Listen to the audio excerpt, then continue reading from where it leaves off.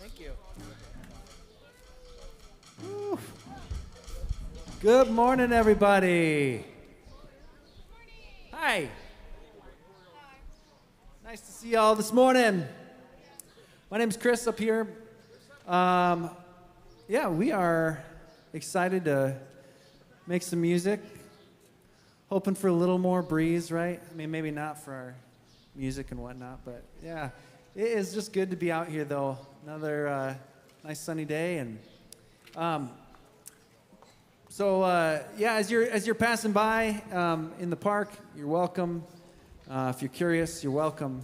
If you need something, you're welcome. If you have something, you're welcome. Yeah, it's just good to be together. So we're gonna sing some songs. You're always welcome to do what feels right for you. Sing along, move your body, sit and just take it in, reflect, do what you need to do today. This first one is by a band called Dawes, and it's called When My Time Comes. So, yeah, I think for me, this is just kind of like it gives you a little bit of, gives you a little boost. I hope that comes through for you guys today and reminds you to right-size yourself, that you are just enough as you are this morning, and you got amazing stuff to share. So this is When My Time Comes.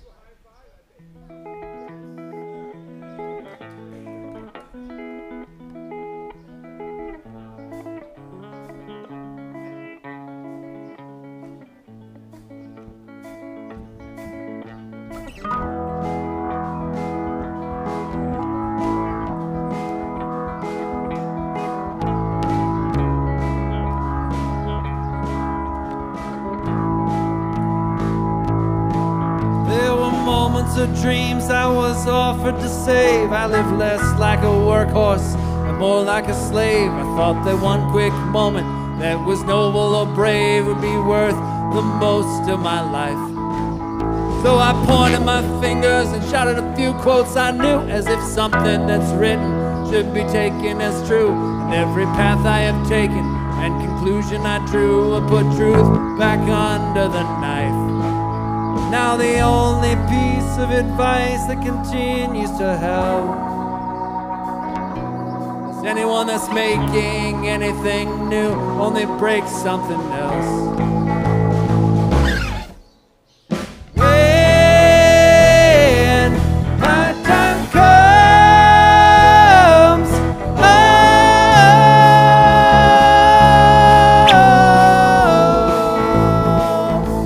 sing that out. When my time comes,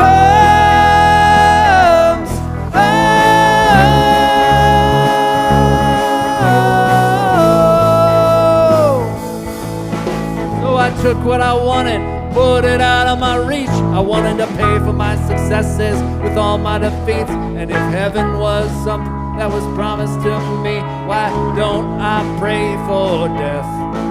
And now it seems like the unraveling has started too soon, and I'm sleeping in hallways, and I'm drinking perfume, and I'm speaking to mirrors, and I'm howling at moons, while the worse and the worse that it gets. You can judge the whole world on the sparkle that you think it lacks.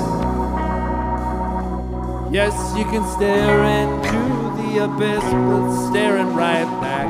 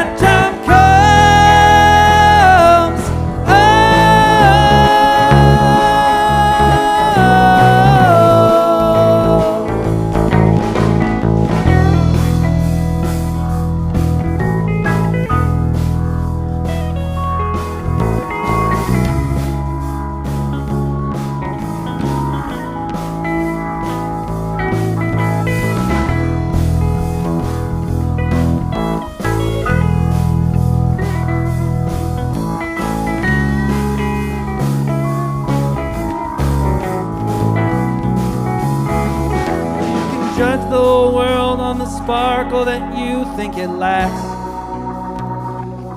Yes, you can stare into the abyss, but it's staring right back. When my time comes,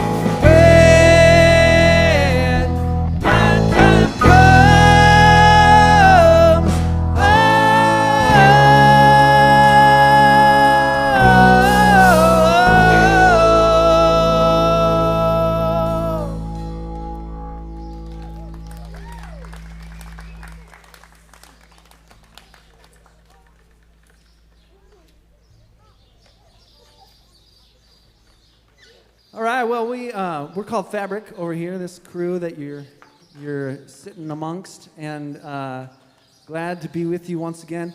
We got some music, we got some thoughts, we got conversation, and we got good people to just be around. We're glad you're here. So my friend Melissa is going to give you some words this morning as we wonder at the idea of humility. And I thought, this that word humility made me think about this song by U2. It's called Pride.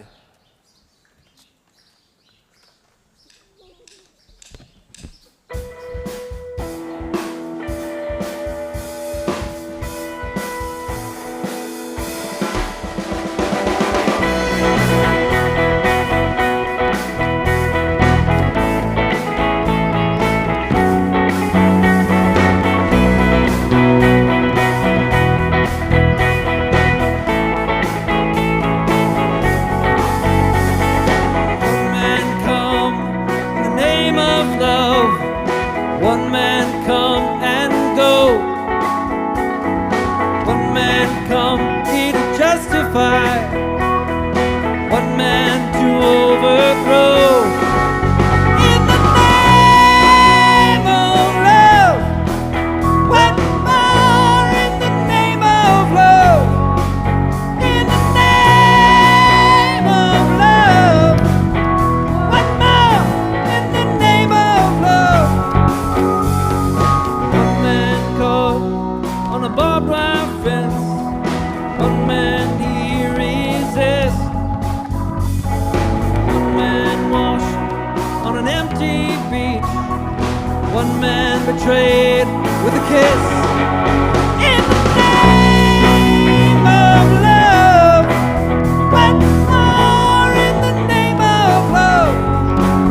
In the name of love, what more in the name of love?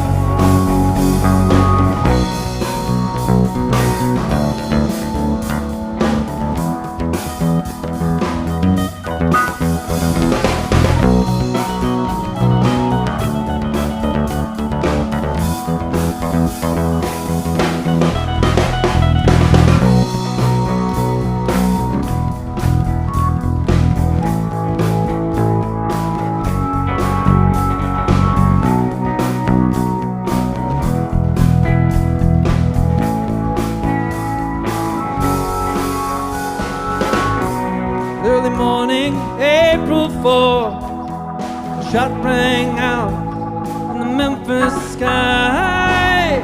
Free at last, they took your life, but they could not take your pride.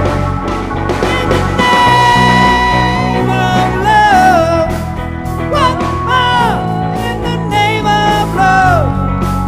In the name of love, what more in the name of love? In the name of love, what more in the name of love? In the name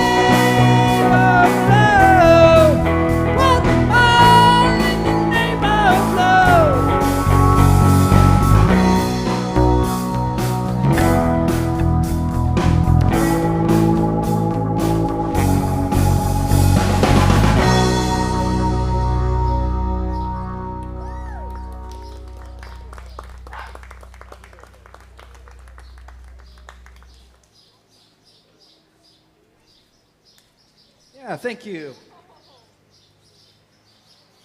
Well, this next one is one that I wrote just for you. It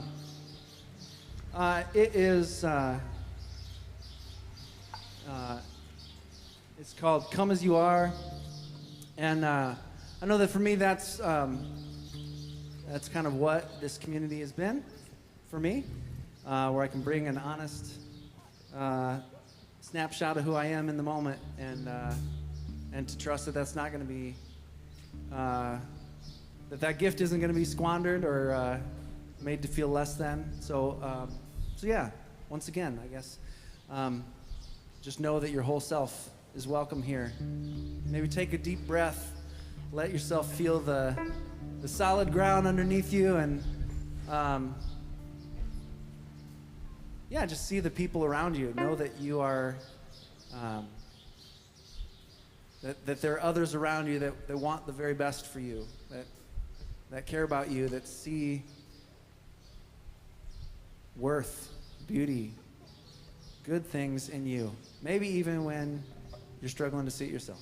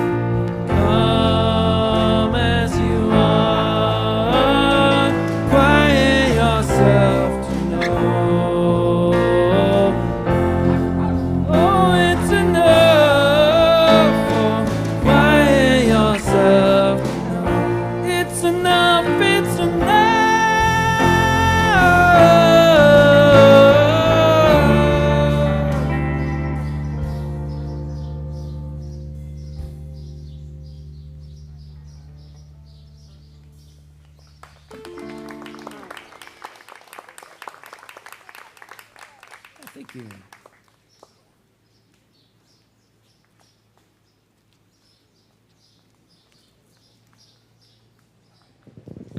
Good morning, Fabric.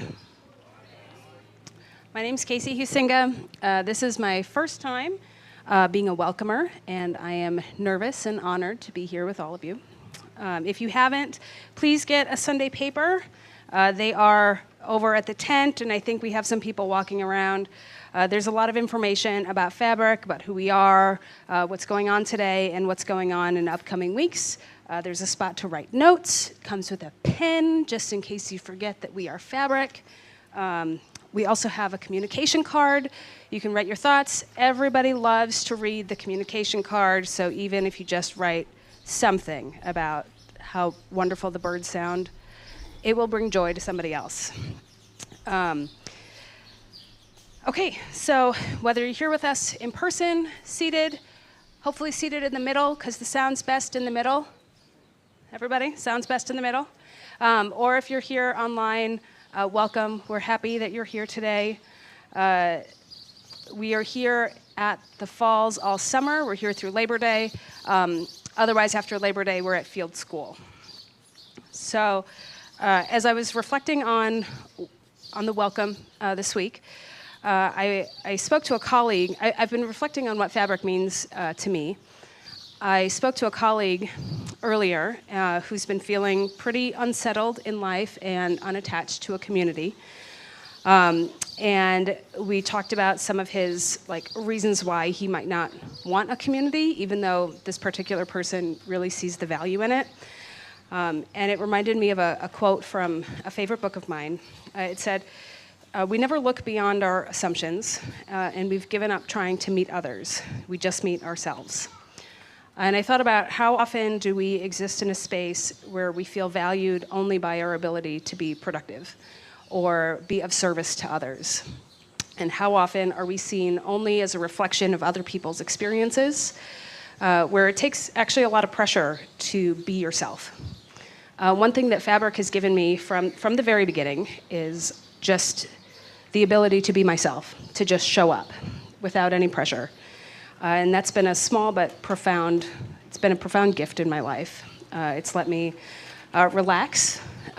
It's given me space to be more authentic, and having that repeated exposure to that environment has helped me extend compassion both to myself and to others. To learn more about Fabric, you can visit our website. We have QR codes on a lot of the stuff that's around. It's also in the Sunday paper, which if you haven't gotten a Sunday paper, they're over there. And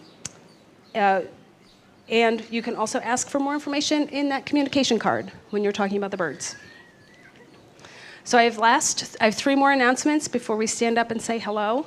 One, our high schoolers have returned from exploring, so welcome back, and welcome to all of our travelers who have come back. Next week is a big week. It's going to be very different from what Melissa tells me. I haven't been here, but next week is the Minnehaha Falls Art Fair. There will be tents all over the place. Ellis Delaney is kicking off her artist residency. Chris is headlining at 10 a.m., so refer to the Sunday paper. It will be different and it will be amazing. And then finally, for our kids aged 2 to 6, if you are one of our kids, you can head on over to Nature Camp. We have that over here. All our kids aged 2 to 6 can go there. It will be a lot of fun. And now let's all stand up, gather in the middle, and say hello. And maybe share a moment this week where you are on the receiving end of a small but impactful moment of kindness.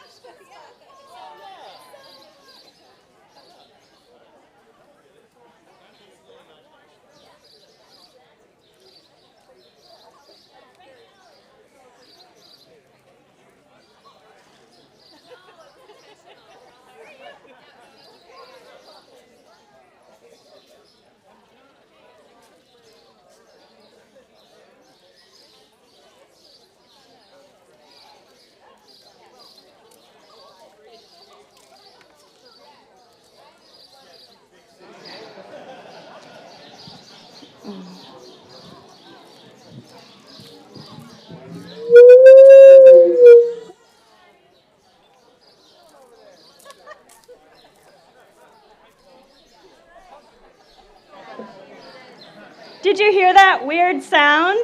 That was, come on back. Thanks for visiting. You can visit some more this morning. Welcome, everyone. Welcome, birds. There is a lot of birds singing in here, too. I'm just talking to the birds right now. Good morning, everyone. Hi, John. Yeah, welcome to the park. Thanks to all the people who had some part in getting this space set up for this gathering. And, there's not much that we have to do in a beautiful place like this to make it feel comfortable and welcoming. So thanks to the trees, to the park board, and to all of you visiting today, just here to enjoy this beautiful place that we get to live in. And feel free to stay and check out what Fabric is all about as long as you want. So I'm Melissa Locke, and I want to tell you a story about a friend. A couple weeks ago, she was leaving this meeting that she goes to every week. And, it's part of her recovery from growing up with alcoholism and addiction in her life. And so she goes there to get grounded, for some serenity, for some courage, some wisdom. So she had been in this meeting, was feeling quite serene, I think, and ready to go for the day, and went out to her car and started thinking someone told me about a really good podcast. I thought she'd put that on, and she had to reach around her coffee cup, and she had to put her smoothie that she had packed that morning in between her legs, and try to get the Bluetooth going. And then she wondered, well, maybe I should listen to that great song someone told me about, that band, to kind of pump me up, or maybe I should do one to calm me down, while she was backing up into another car. Yeah, right into another car. Yeah. So this is Fabric. We're spending most of our Sundays this summer here talking about making space to wonder aloud, which we don't have a space like this very many places in our lives, to wonder aloud about life's really big questions, and about that word G-O-D that we throw around, and everyone has this idea of it, and we're wondering, how do I think about that, and does it even matter for how we actually live and how we show up in the world?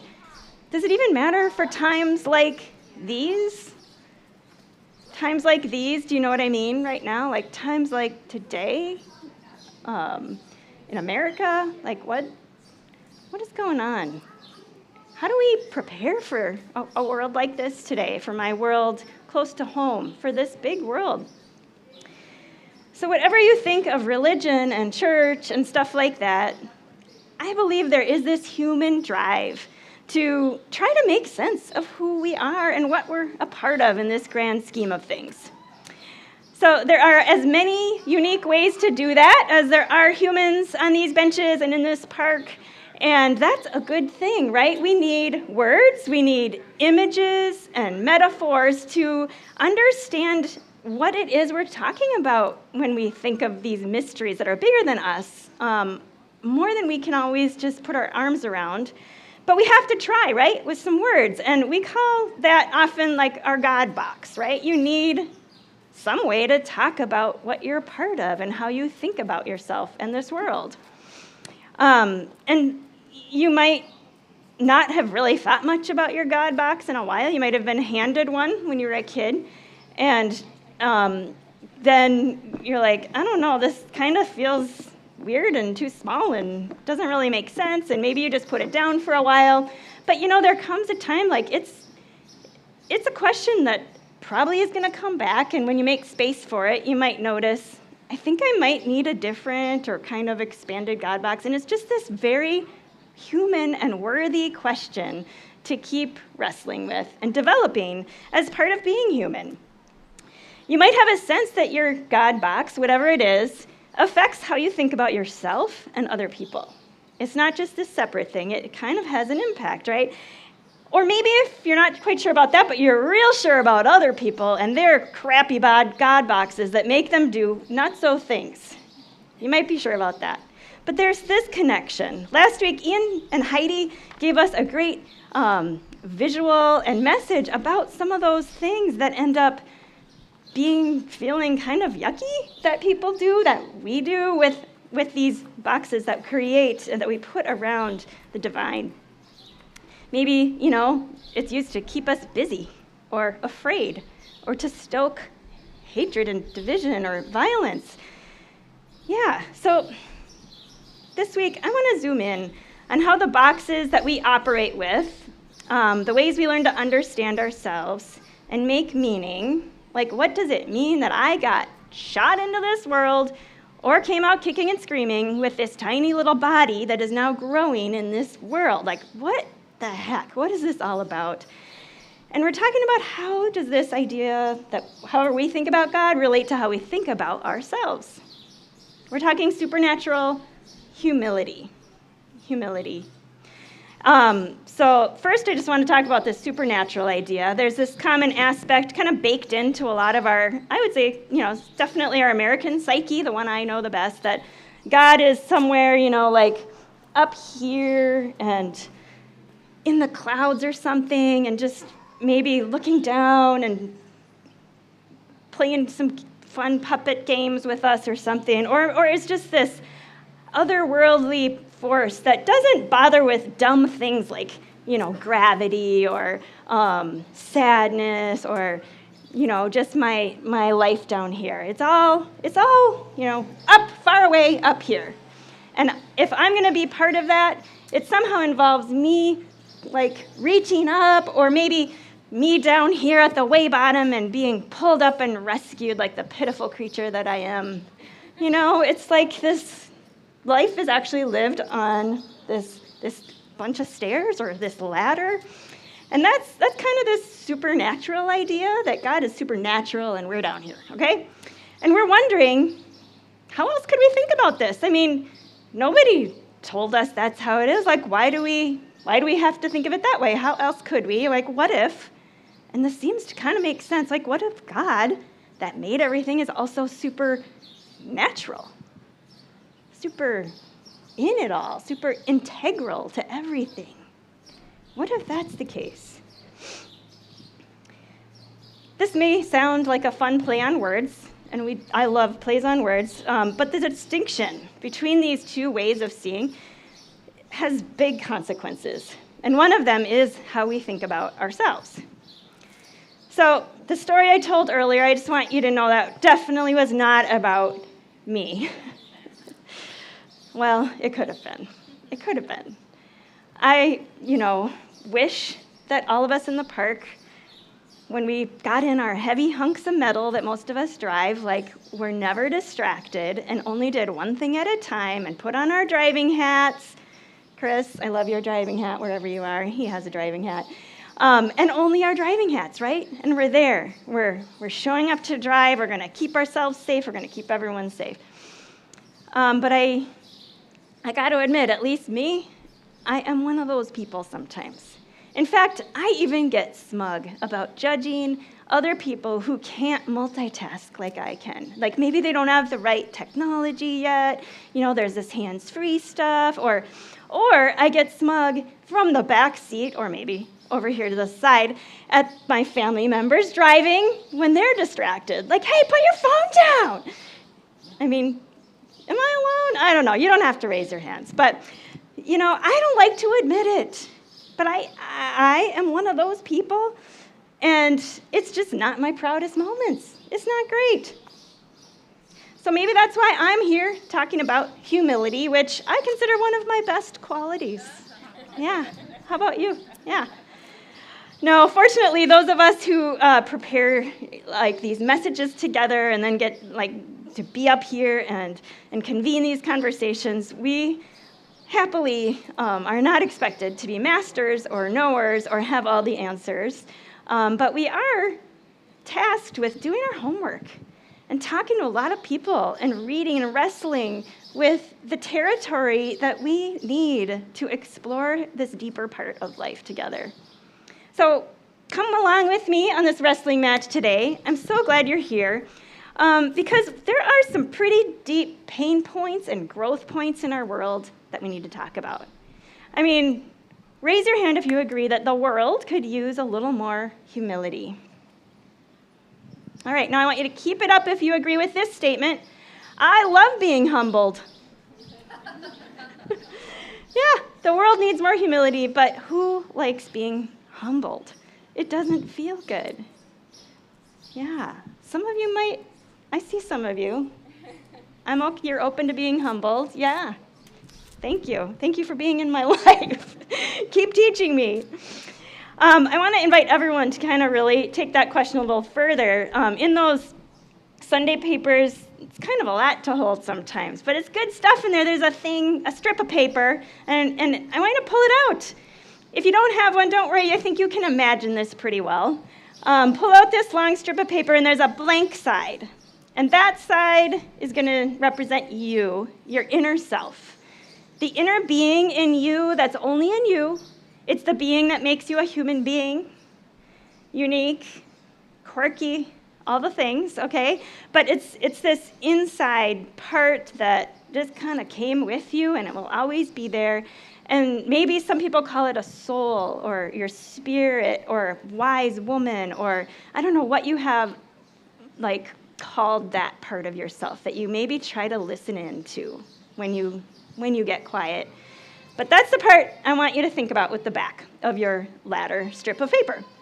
And then on the other side is going to be how you show up with that inner self in the world.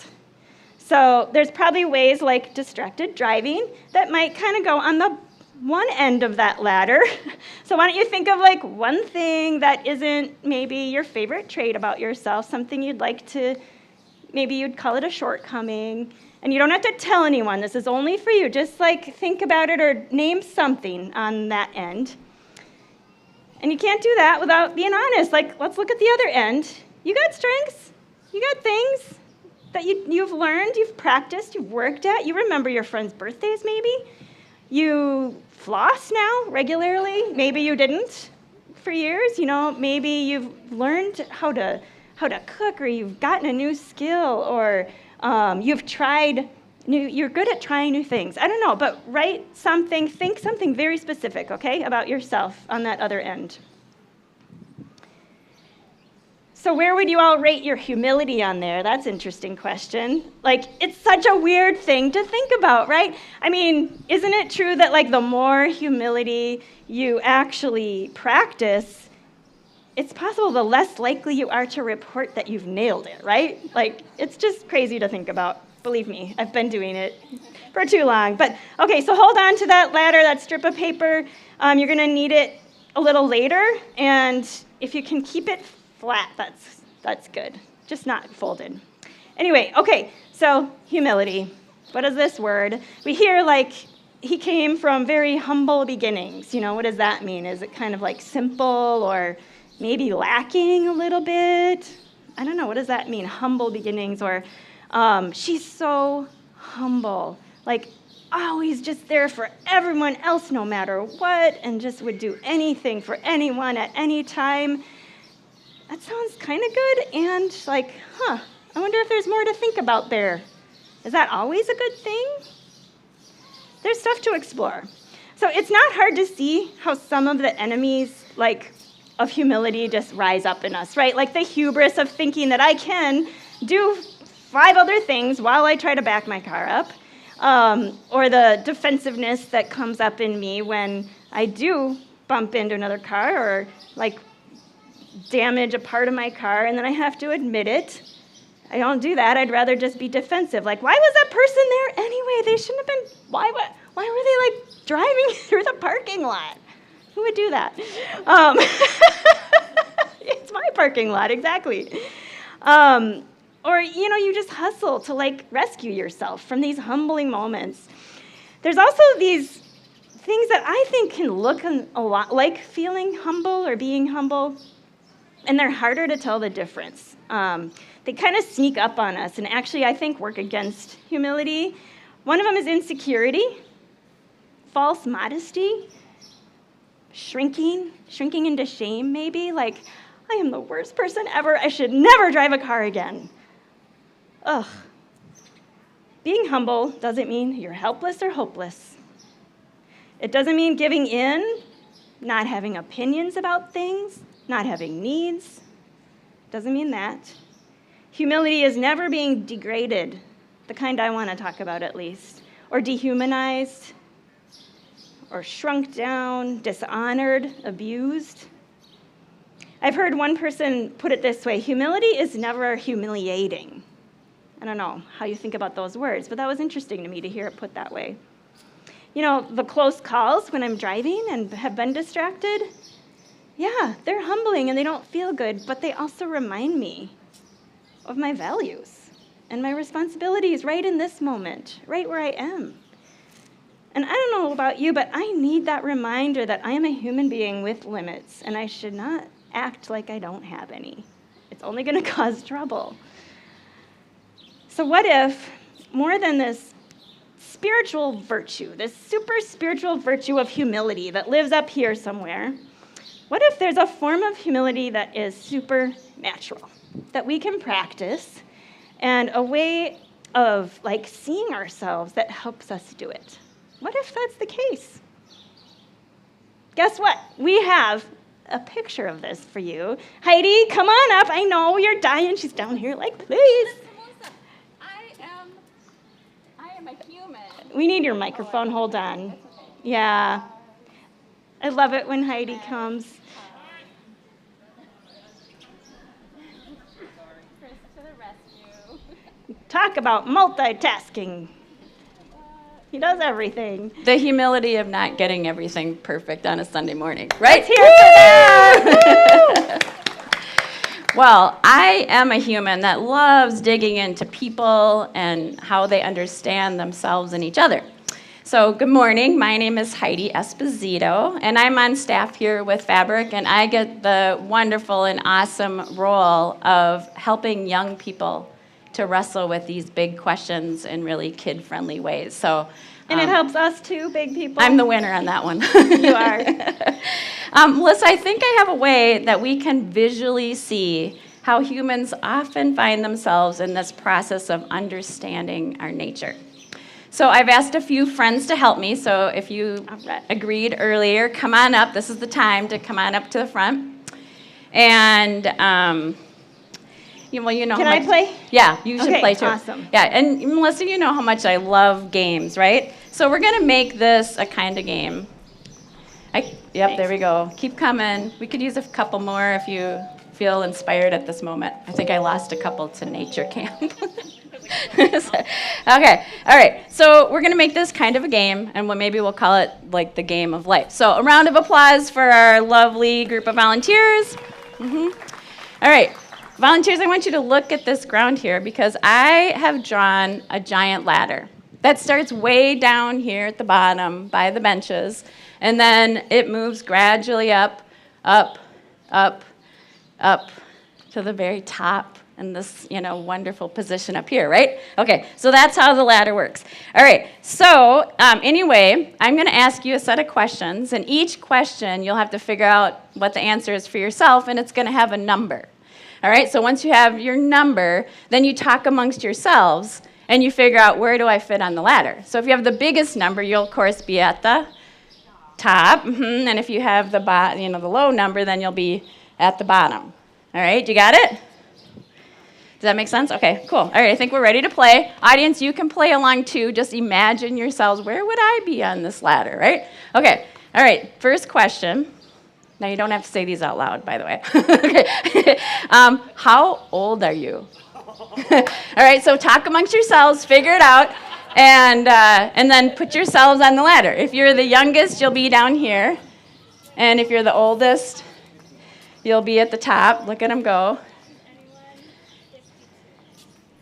All right, look at, Melissa, champion up at the top, being the oldest. We can give her a little round of applause. All right, come on down, we'll do another one. Okay, the next question is, how many first cousins do you have? This is really an important question for the ladder of life. Christina needs to use her toes. She might be at the top. First cousins, that's your brothers and sister, or they're kids. 9, Aurelia, woohoo! If you're not sure, nobody knows, so you can just take a guess. Oh, Brian eked out. Oh, look at him go to the top. Oh, look at that. Oh, Brielle, I'm so sorry. Not enough cousins to get up on the ladder, but all right. Okay, next one is how many pairs of shoes do you own? Ooh. We're not going to do any judgment here, are we, people? No.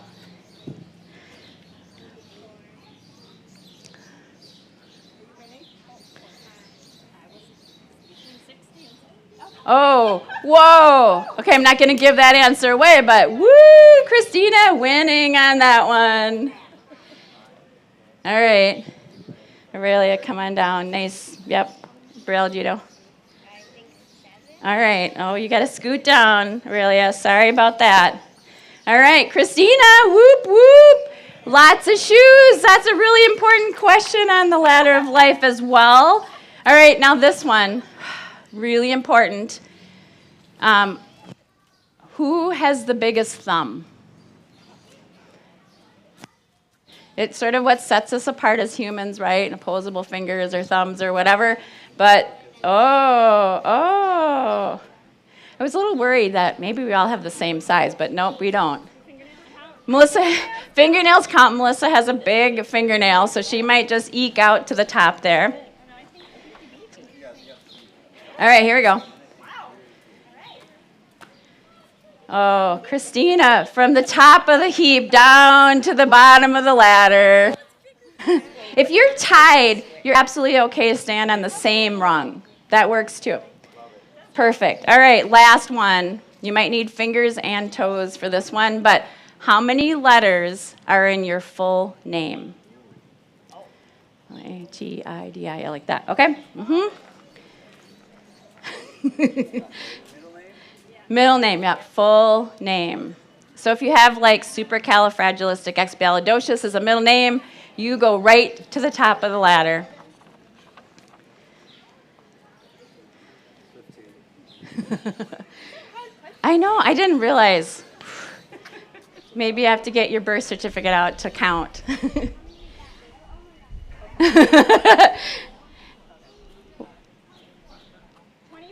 24? Woo! There's a good one. Head on up to the top. We'll see where Brielle ends up.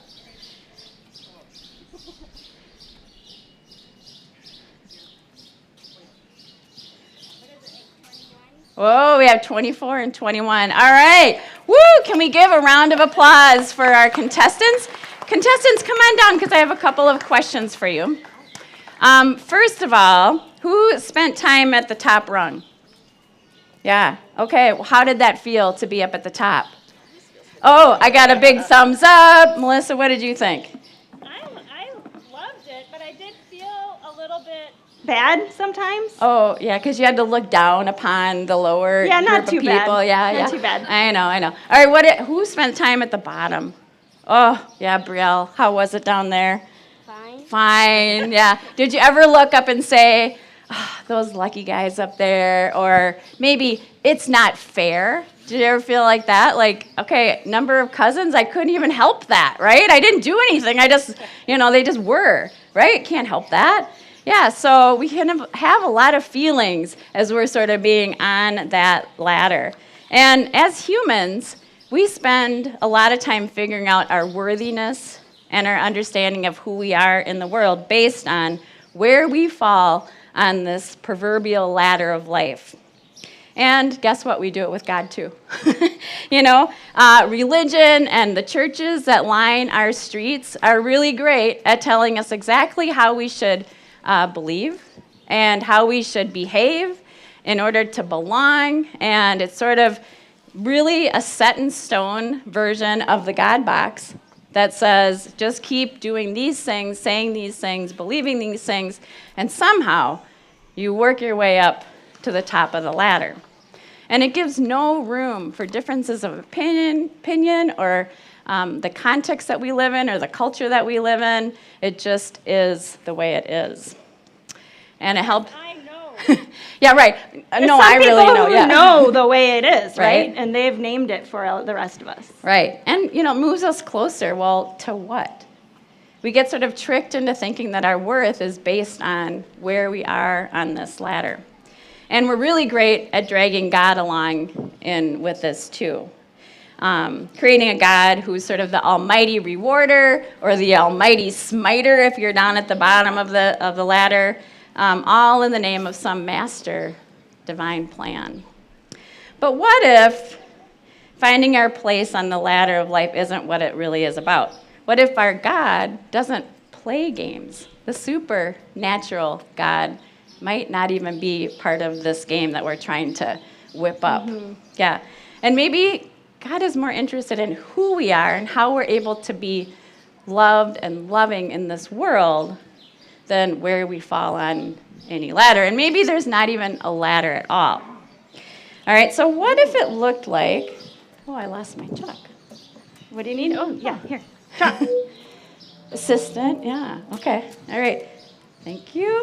All right, so what if it looked more like a circle? And all the humans in this world bring their weird, quirky, mistake-making, wonderful, amazing self to the circle. Am I making one? Yeah. It's looking good. Let's cheer Heidi on. Draw in a circle.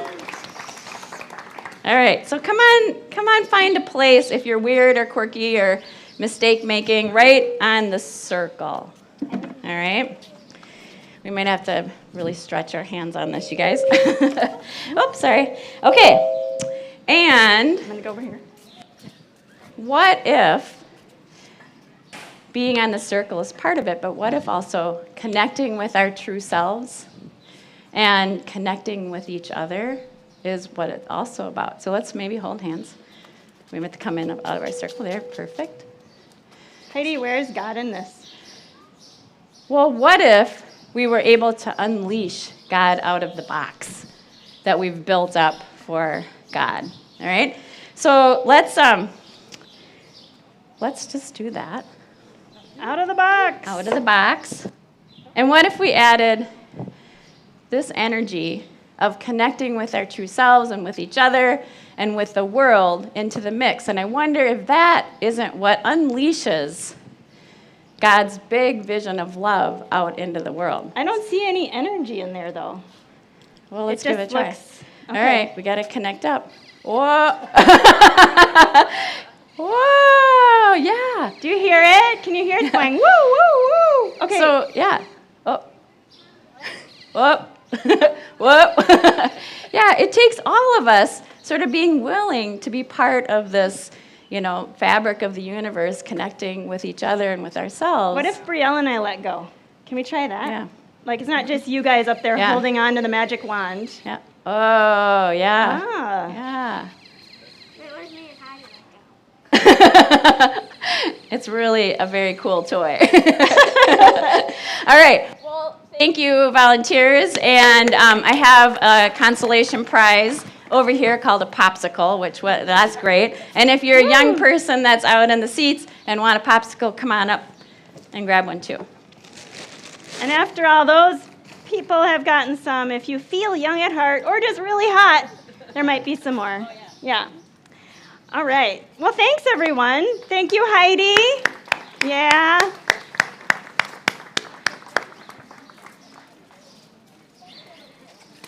I love this shift, right? So not a ladder that we're trying to climb up and down, but somehow there's this circle that we get to be a part of. Sometimes I think it feels good, though, on the ladder, doesn't it? Like, there's a little bit of comfort knowing it's all about my thumb length. And I'm going to stretch this thumb out. I'm going to make fake thumbs, whatever I need to do to get up on that ladder, right? Like, at least I know what it takes to win, to do it right, to do life. There's comfort in that certainty, and I think we all get that, right? We all need things we can count on and things to guide our showing up in the world. So let's be easy on ourselves about that and other people. But consider, what does it mean to exist on this circle here? You know, like life on this ladder with these kind of arbitrary statements about what's better, best, most. They're so common everywhere in the world. I mean, we've got the Olympics coming up. And think about those athletes who really do almost supernatural things that they achieve. And then one of them gets a silver medal and can jump the highest or whatever. Like, is that really what our worth is about? I love the poet David White. He plays with words, and he returned to the ground of our being. It's not that different from, one of the creation stories in the Hebrew Bible. It is about Adam, which sounds a lot like human, right? Humus means dirt. Has been used in some dangerous ways, some very supernatural ways to really reinforce this whole idea, like Heidi was mentioning. But my ongoing experience, it won't leave me alone, is that it's got this other side of dangerous, like the good.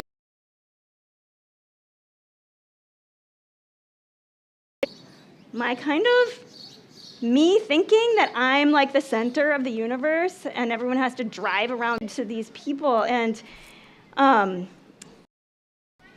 there were many stories throughout the whole thing. It's riddled with this wrestling. And I'm just going to read first. It's short.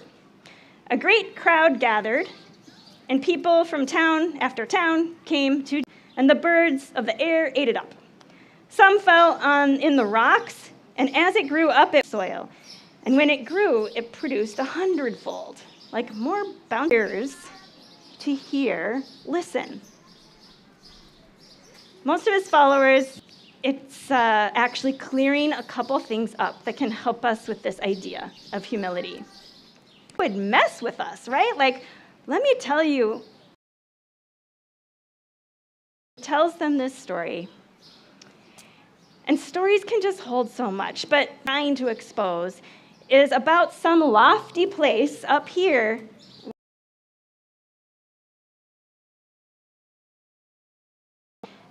But no, it's about the dirt. It's about the seeds. There's the sow into this world, and then there's the dirt. So who's the dirt? What's the good ones? So natural. In the story, it isn't talking about 4 types of people, one good, different things in all of us. We're all dirt, and there's these habits. We kind of know how it works, and we're not going to let anything new in there. Get so into that thing, and then I never get around to act, and I give up. We can all relate to that, I think. There's also these other places with weeds. Weeds of that we are uniquely here to share and bear, or that we can bear today in this world. Enter these weeds kind of get into my brain, right? So these are parts of us. But so is that 4th kind, that good soil. Action's going to make lists, I'm going to make good intentions and all that. But is that real? A lot of you know a lot more about plants and gardening than I do. To go down, more bugs come in there, and they start transforming the soil around that soil.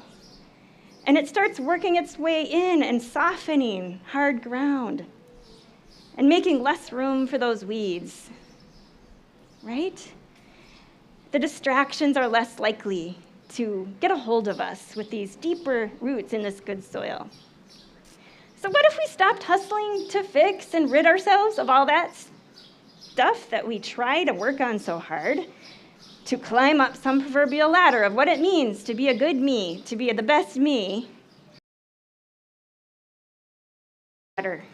and into this circle where I am not minimized and I am not blown up and puffed up in my ego, but I am me and you are you. We all come and we see each other, as Casey shared in the welcome, as we are, as Chris saying. And in that connection, as messy as it is, living, things can grow there. I like that visual. I like this metaphor. It feels useful to me. It feels true. It feels true. I hope it does for you.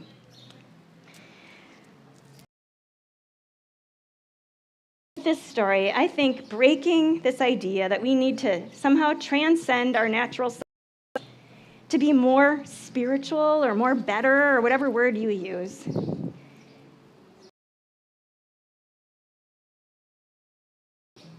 And trust that there is an integrity that's baked into that when we all start nurturing that good soil. And that's about life and growth. Yeah. So I'd like for you to practice yourself after I say it. I am dirt. Let's do that again. I am dirt. Nice. And I don't have to be cleaned up. A little weird at the park. Okay, even weirder, look at someone next to you and say, yeah. All right. Woo, good job, everybody. You know, this, I want you to pull out in your brain, or actually that ladder, that strip of paper that you were playing with earlier. Your insides, your inside true self, and the ways that you show up in the world. And I want you to, in a pretty cool way. Heidi, could you help get these circle stickers? Speaking of imperfection, I forgot to hand these out. So I have a ladder up here, and I wonder what happens.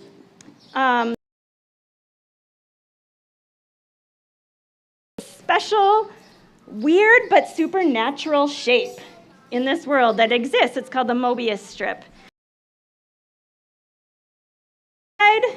Make it a circle, and then twist one end to match the ladder side with the blank side. And you're going to turn it into a loop like this. And once you do that, you can put your finger maybe try to find that shortcoming. It used to be on the bottom. Is there a bottom anymore? Is there a top? It's kind of all in there. Is there an inside? Where's the inside? Try to follow the inside. And it's so weird. Suddenly your insides start to meld in and be impacted by on the outside. And it's all kind of messy. And it's hard to see when one turns into the other, when my strengths and my shortcomings start to work together and turn into something new that I never could have expected. So I invite you to take that strip home, play with this idea of this Mobius strip. I hope you feel a lot of freedom and acceptance from the judgmentalism that we fall into. What's going on in here? How am I showing up? We're so good at judging. Supernatural humility, freeing yourself of that judgment and practicing acceptance, that does not mean just accepting everything. Everything's just right. Because there is discernment, right? About what is right, what is just, what is important for you and for me. The bad news is that no one can really tell you. You can't even tell you what that is going to look like tomorrow for you. It's going to change, and it's going to require a really uncomfortable thing, which is uncertainty. It's going to require you to flow in this messy loop, this circle of life and love, and it's going to require some vulnerability, some humbling, right? Some right-sizing, whether it's showing up and stepping up, or maybe stepping back a little bit and letting others teach you something. So that kind of bravery and discernment is really a reason I come around here and surround myself with people who are willing to be honest about this stuff and think deeply and not have to have all the answers. So thank you for being that space. And I just want to draw one more part of this story. In the story, did you notice where the seed was scattered? The sower, God, scattered it everywhere in all the kinds of dirt. So that dirt you thought was wasted, that dirt you thought was useless in you, the sower doesn't see anything as being wasted. Life always finds a way in us and through us. So may that be so. Thank you. Yeah. Sort of scattered throughout our space here. And if you'd pass those down the rows, and you can put your communication cards in there if you got stuff to share with us. I always like smart remarks about, me multitasking too much and getting distracted, or whatever you want to say. I guess you guys have more important things to talk about than that. But so just a couple more songs before we call it a morning, call it a day. This next one is from Foy Vance. It's called Be Like You Belong.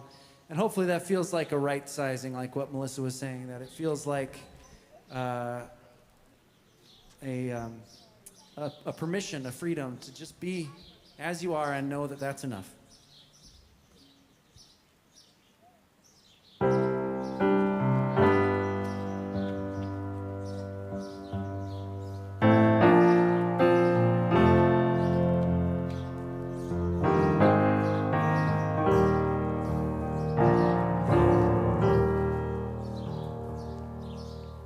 Will I still have hope, though it failed me so?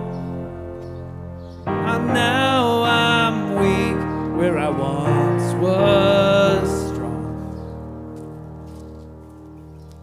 and time's moved on. All that was is gone. My stronghold is I lived too long. Now there's only now and in the future. There's a truth you don't hear much now, do you? Hold the absolute that's running through you.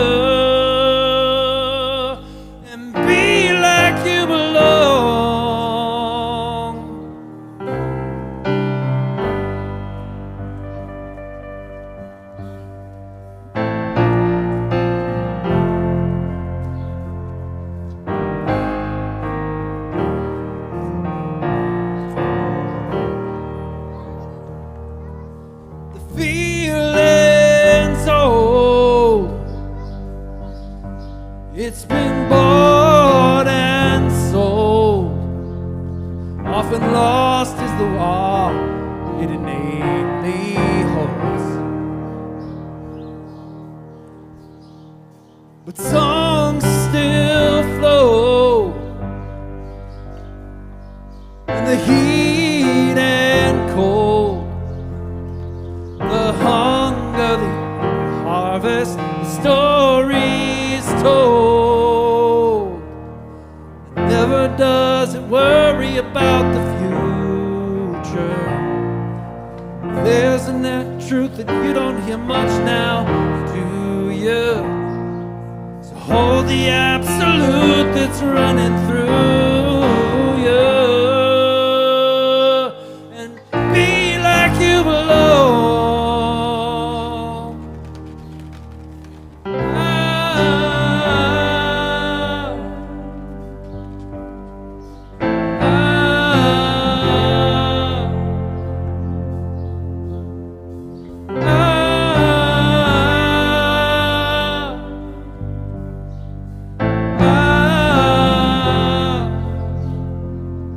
I was leaving shores as my heart outpoured, confess for love adored. And I once had shunned as the smoke, my rising and my setting sun. Never should we overthink the future.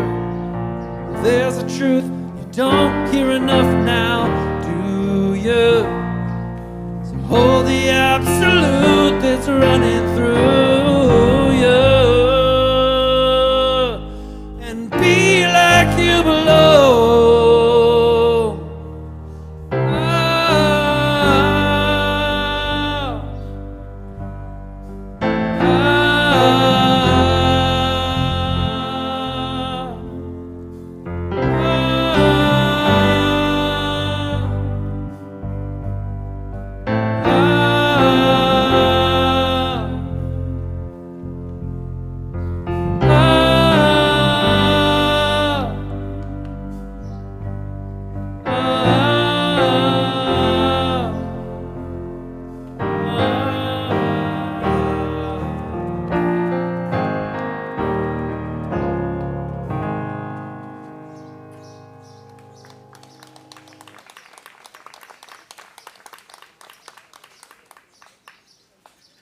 Yeah, thank you.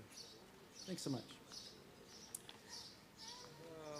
Well, we got one more, and as always, you're welcome to stand up. I always like it a little bit better when you guys clap along with some of these. So this is Walk in Love. Hope you can do that a little bit extra because of what you've experienced here today and what the world needs.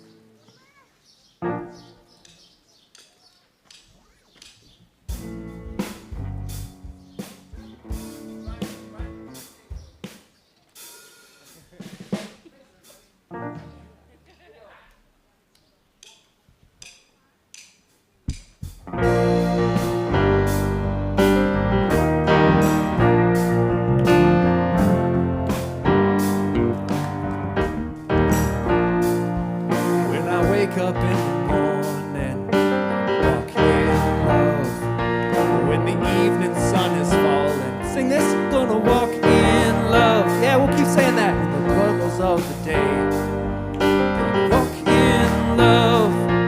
Oh, whatever comes my way, gonna walk in love. Brother, sister, let us walk in love.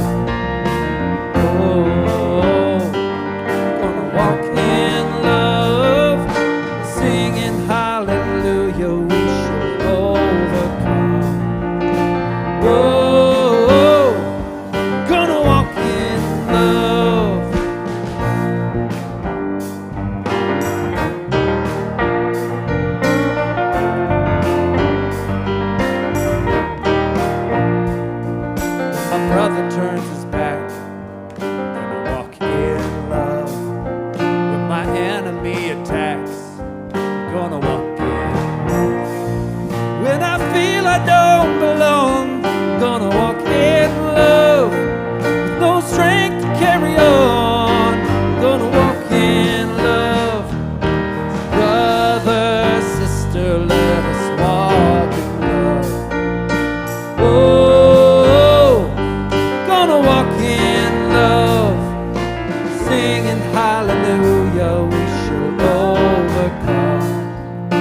Oh, gonna walk in love. Oh, gonna walk in love. We shall come together, we shall live as one. Oh, what are we gonna do? Walk in love. Even in our suffering, we shall rise up. Oh, gonna walk in love. Oh, gonna walk in love.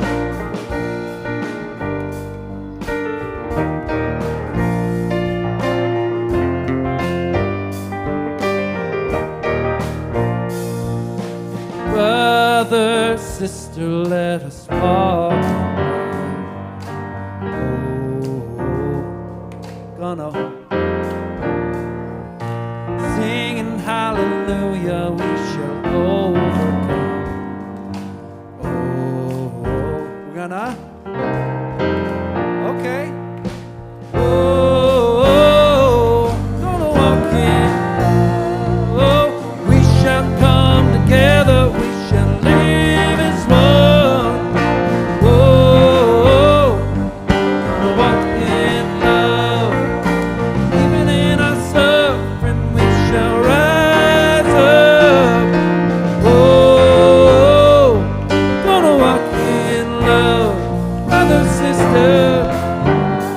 Gonna walk in love, come together, and gonna walk in love. Oh, gonna walk in love. One more time. Oh, gonna walk in love.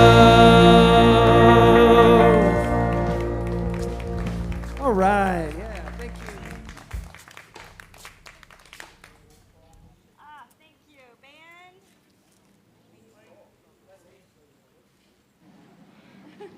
Yeah.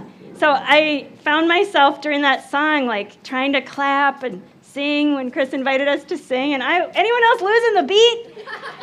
And I was starting to go right back to the ladder, like, I am nothing like Jamie. He can keep that beat regular and these musicians. And I was like, oh, wait, I don't have to be them. They're them and I'm me. So I invite you to keep walking in love along this Mobius strip of life. And next week, come for the art fair. And the following week, we're going to tackle the doubt that just inevitably comes along with this journey of life and with this willingness to be honest and ask big questions. So join us next Sunday and the one after, just to keep wrestling together and trying to figure out what does it mean to walk in love as clumsily as we can or as beautifully as we can dance. So thanks so much.